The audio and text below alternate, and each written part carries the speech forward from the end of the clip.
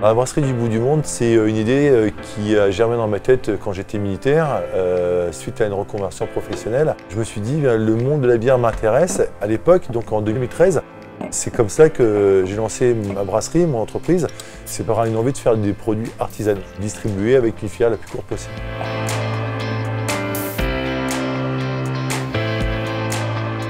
Pourquoi ce nom de brasserie du bout du monde et bière terrennaise?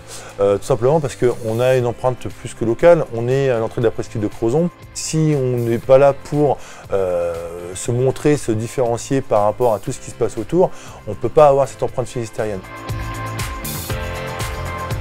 On est l'une des seules brasseries, voire la seule brasserie en France aujourd'hui, dans les souterrains.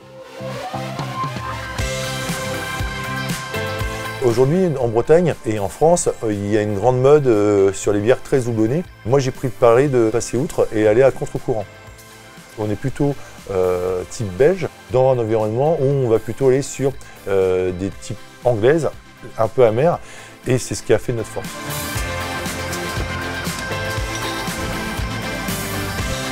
Notre catalogue de bières est assez simple. Nous avons donc la terrennaise blonde, blanche, triple, ambrée, brune. Nous avons après des produits spéciaux qui est la pénire, dans laquelle on fait des vieillissements en fût de chêne ayant contenu du whisky, whisky tourbé, cognac, du sauterne et du bordeaux. Nous faisons aussi un alcool de bière et du vinaigre.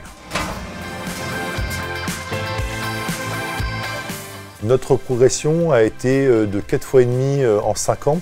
Pour arriver à 220 000 litres de bière et nous visons sur 3 à 5 ans le doublement donc, de ce volume pour arriver à 4 500, 5 000 hectos et après on verra la suite.